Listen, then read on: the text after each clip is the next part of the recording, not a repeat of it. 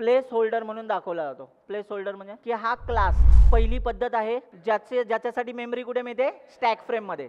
दुसऱ्या पद्धतीने ऑब्जेक्ट बनवला, हीप वरती मेमरी मिळते. हे आठवते की नाही? क्लासला मेमरी नसते, पण ऍक्च्युअल मेमरी कोणाला असते? जी क्लासला मेमरी मिळणे गरजेचं असते, आणि क्लासला मेमरी तेव्हाच मिळते जेव्हा क्लासचा ऑब्जेक्ट बनवला जातो. लोडर या फाईलकडे आला, तो आल्यानंतर काय चेक करतो रे? Magic number. हीप कसं दाखवलं जातं माहिती ना? ग्रोएबल आणि श्रिंकेबल. मग आता तुमच्या एक लक्षात आलं का, इथे आपल्याला टॉपिक शिकावं लागेल, तो म्हणजे ऑब्जेक्ट. अरे कळते ना नक्की? हां, मग बघा बरं, ॲक्च्युअल मेमरी कोणाला असते? ऑब्जेक्टला असते. क्लासला मेमरी असते का? नाही. नक्की ना? पक्का? चलो गुड. बघा बरं, आता इथे या, सगळ्यांनी लक्ष द्या. पण हां, मला अजून एक डाऊट सांगायचं आहे तुम्हाला इथे. पण तुम्हाला माहिती आहे ना, मी साईज ऑफ जर क्लास केलं,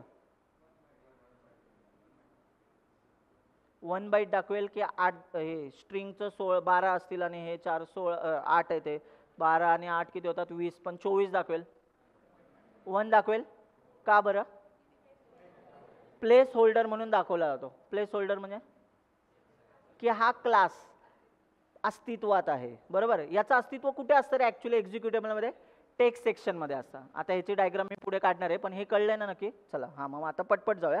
हा एकच पॉईंट असा आहे रे क्लासेस आणि ऑब्जेक्टचा, जो जरा डिटेलमध्ये सांगावं लागतं. बाकीचे सगळे फक्त एक एक एक्झाम्पल दिलं तरी लक्षात येऊ शकतात पटपट. चला एक काम करूया, आता मला सांगा ऑब्जेक्ट कसा बनवला जातो? क्लासचं नाव ओबीजे, हा एक पद्धत आहे. ऑब्जेक्ट बनवण्याची ही पहिली पद्धत आहे. सांगा दुसरी पद्धत. Mobile star obj2 is equal to new mobile. किती ऑब्जेक्ट बनवले? पहिली पद्धत आहे ज्याच्यासाठी मेमरी कुठे मिळते? स्टॅक फ्रेम मध्ये. दुसऱ्या पद्धतीने ऑब्जेक्ट बनवला, हीप वरती मेमरी मिळते. हे आठवते की नाही? नक्की ना? हे इम्पॉर्टंट आहे. का सांगतो? डीएसए मध्ये आपण न्यूचा वापर जास्त करणार आहे. लिंक लिस्ट रन टाइमला बनवणार ना आपण, की आधी फिक्स असणार? रन टाइमला येणार. मग त्याच्यासाठी मॅलॉक लागतं. मॅलॉक आपण सीपीपी मध्ये वापरतो का? नाही. पण न्यू इंटरनली मॅलॉकलाच कॉल करतं, आणि मॅलॉक सी मध्ये. अरे कळते की नाही? आठवते ना नक्की? हां, मग आता मला सांगा किती पद्धती आहेत ऑब्जेक्ट बनवण्याच्या? आत्ता खरं तर क्लासला काय मिळाली रे? मेमरी मिळाली. म्हणजे आता याचा अर्थ मी 2 पैकी एका ऑब्जेक्टवरती याला ॲक्सेस करू शकतो की नाही? मग मी आता एक काम करतो, obj1 डॉट मोबाईल नंबर. आता मला सांगा पटपट सगळ्यांनी, मी हा कोडला कंपाईल केला, एरर येईल का? नाही येणार. चला मग बघून घेऊया. आली का एरर? नाही. आन्सर बघून घेऊया. ./a.out हा 73850 हा मोबाईल नंबर प्रिंट झाला. आणि बघा ना, लॉंग लिहिल्यामुळे त्याने काही रॅपअप वगैरे राऊंडअप त्याला केला का? एक्झॅक्ट गोष्ट दाखवली. लॉंग लिहिल्यामुळे. इंट लिहिला असता तर मायनस वाली व्हॅल्यू दाखवली असते. राऊंडअप करत करत करत करत जी मायनस वाली व्हॅल्यू येते ना, ती आपल्याला दिसली असते. हे कळते की नाही रे? हां, मग चला डन आहे ना. आता पटपट आता गोष्ट बोलूया. जर तुम्हाला क्लास पण कळलाय आणि ऑब्जेक्ट पण कळलाय, ठीक आहे. क्लासला मेमरी नसते, पण ॲक्च्युअल मेमरी कोणाला असते? मग एक पॉईंट आहे ना, फक्त समराईज करण्यासाठी सांगून टाकतो. नीट आहे का सगळ्यांनी? क्लासच्या आतमध्ये डेटा मेंबर्स असतात आणि मेंबर फंक्शन असतात, पण डेटा मेंबर 2 टाईपचे असू शकतात. और मेंबर फंक्शन 2 गोष्टी टाईपचे असू शकतात. एक प्रायव्हेट असू शकतं, पब्लिक असू शकतं. आता इथे नीट आहे का? गोष्टी जरी पब्लिक असतील ना क्लासमधल्या, तरी त्या क्लासच्या बाहेर डायरेक्टली ॲक्सेस केल्या जात. आधी क्लासला मेमरी मिळणे गरजेचं असते, आणि क्लासला मेमरी तेव्हाच मिळते जेव्हा क्लासचा ऑब्जेक्ट बनवला जातो. क्लासचा ऑब्जेक्ट किती पद्धतीने बनवला जातो? 2. आपल्याकडे 2 ऑप्शन्स आहेत. अशा पद्धतीने बनवला तर मेमरी कुठे मिळते? स्टॅक फ्रेम मध्ये. आणि अशा पद्धतीने बनवला तर हीप सेक्शन होते. आता हीप सेक्शन वगैरे हे काय आपण पुढे डायग्राम मध्ये बघूनच घेऊया. कळतंय ना नक्की? हे कळलंय? मग आता मला सांगा ऑब्जेक्टचा वापर करून मी ह्याला ॲक्सेस करू शकतो? पुढचा पॉईंट, मी ऑब्जेक्टचा वापर करून त्या पॅटर्न लॉक नावाच्या व्हेरिएबलला ॲक्सेस करू शकतो का? बघा बरं, हा पॅटर्न लॉक, ह्याला ॲक्सेस करू शकतो का? नाही. का नाही करू शकत? प्रायव्हेट आहे. मग आपण एक काम करूया, हा सिनारिओ आपण ऑब्जेक्टचा सेकंड टॉपिकमध्ये घेणारच आहोत. तर ऑब्जेक्टला आता साईडला ठेवूया. एक सिंपल ऑब्जेक्ट बनवला. आता नोटीस करा बरं, मी आता काय करतोय. इथे बघा पॅटर्न लॉक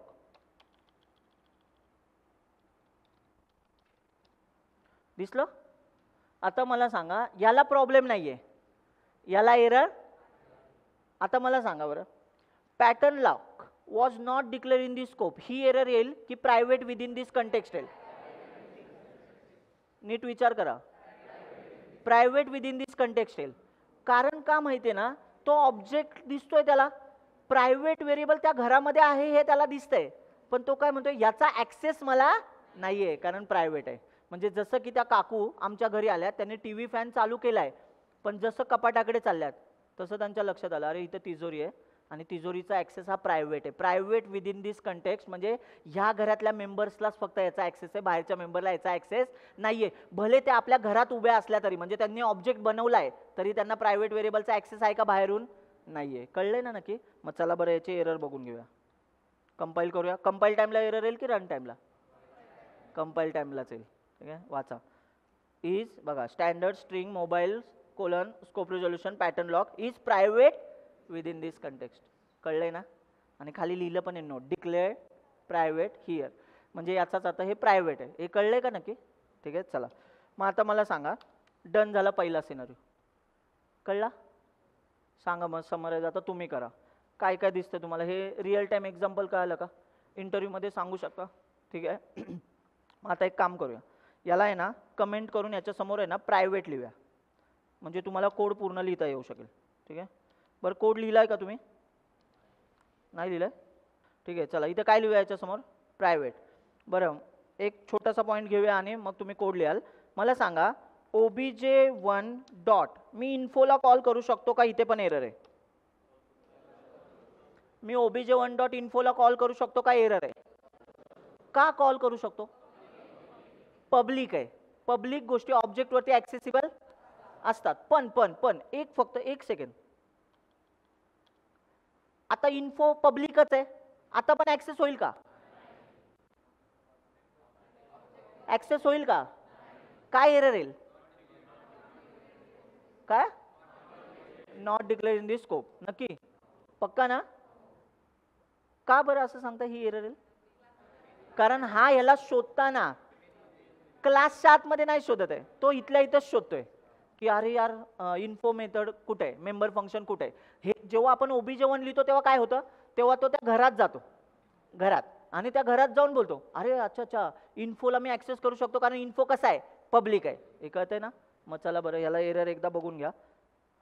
सेम एरर आहे की नाही बघा, was not declare in this scope. मग आता सांगा बरं इथे काय करायचं? बोला. obj1 dot info. चला मग सगळ्यांनी पटपट कोड लिहा, एक एक मिनिटाचाच वेळ घ्या, फास्ट कोड लिहा. एवढं जरी लिहिलं तरी चालेल, पटपट लिहा फक्त. चलो डन. चला एक पॉईंट संपला आपला. नेक्स्ट पॉईंट घेऊया. चला आता आपण काय करूया, एक सिंपल गोष्ट काय करूया, हा जो आपला कोड समोर आहे ना याच्यासाठी डायग्राम काढूया. डायग्राम जमेल ना काढायला? ठीक आहे, माझ्याबरोबर राहा पिक्चरमध्ये, मी डायग्राम काढतो, तुम्ही फक्त फ्लोमध्ये राहा. ठीक आहे, चला बघूया.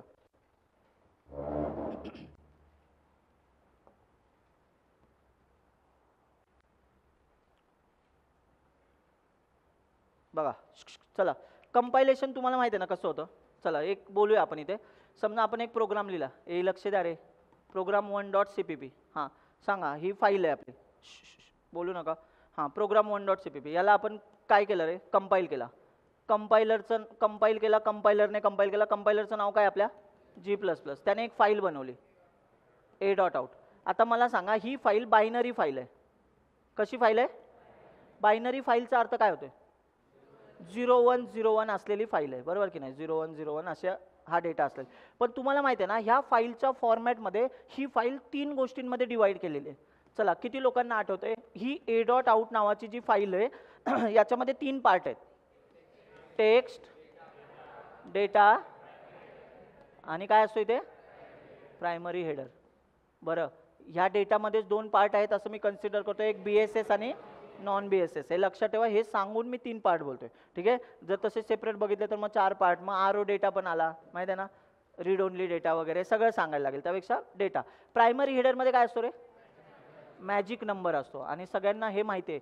ह्या मॅजिक नंबरवरनं ही ए डॉट आउट ती OS उचलते आणि रन करते. मग आता बघा बरं, OS उचलते म्हणजे इथे आपण काय करतोय बघा. आता ही ए डॉट आउट फाईल आपली कुठे रे? हार्ड डिस्कमध्ये. कुठे? Hard disk. इथे ए डॉट आउट फाईल आहे. आता ए डॉट आउट फाईलच्या आतमध्ये 3 बॉक्स आहेत हे आपण बोललो. जेव्हा तुम्ही आहे ना ह्या ए डॉट आउट फाईलला असं रन करता ./ए डॉट आउट, तेव्हा काय होतं? रॅमवरती ऑलरेडी कोण आहे? OS आहे. ही काय आहे? रॅम आहे.